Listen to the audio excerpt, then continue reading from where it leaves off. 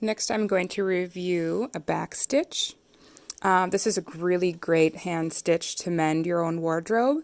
The threads do end up overlapping a bit, so it really does give a little extra strength and flexibility, because if you plan on living in your garments, you're going to move around a little bit and you don't want to pop a thread right away by bending over to pick something up. So we've got our knot that we just tied right here.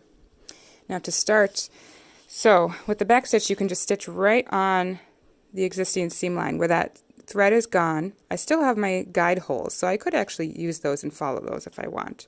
You don't have to, but so this is where the stitching starts. I don't want to start right there. I want to rewind a little bit. I want to go back, so I'm actually giving us a good starting point, because this thread right here could unravel. So I'm going to go back at least 1/4 of an inch. It really depends on what it is and how motivated you are. So I'm going to poke the needle in and out, pull that through. If you ever notice it bunching up on itself, just pull it back a little bit, try to straighten that out. Okay, so I've got my knot in there. Now I don't just start sewing right away. I like to go do one little stitch in place again to help keep that in place and just cement it in place. So now with the back stitch, go 1 step backwards, 2 steps forwards. So I'm going to go back here, and there's the needle, and I'm going to go 1 step beyond the needle. So right here, you can see we've got needle coming out here, thread, needle going in there. Okay? So that thread is straddled right in between. I'm going to pull that through,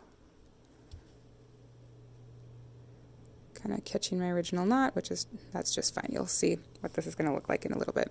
And now I'm going to go back to where the other stitch ended, in, and then going to pass my thread and go 1 step further right in that stitch line and pull that through.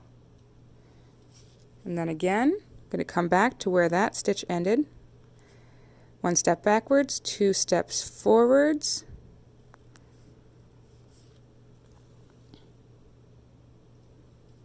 One step backwards, 2 steps forwards.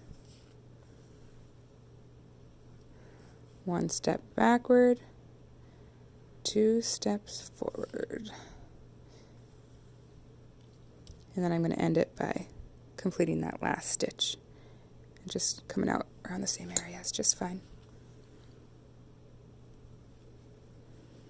There we go.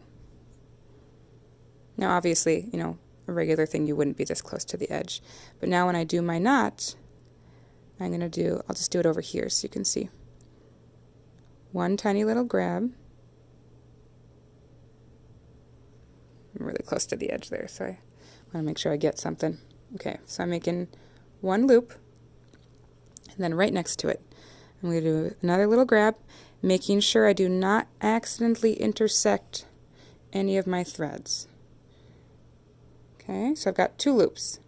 Now take your needle, and you're going to drive back through both loops, pull that through, and I'm going to tug a little bit, see which one is closing, and I'm going to stop and I'm going to grab that one that was moving first. I'm going to pull that to close my other loop closed, and now pull your main thread, and there you have a nice flat knot. This is the knot that I use for all of my tailoring. It just ends up really flat. If you're used to, doing knots that you're kind of figuring out your own way to tie it, usually it'll be a lot more raised. If you have a raised knot, that's more likely that you're going to actually have more rubbing against that knot, and it's more likely that that thread could actually wear away sooner. So if it's nice and flat on the material, then it gives less surface area for it to actually rub against. And then I'm just going to take and bury my thread in and out, pull it all the way through, and cut. There you go.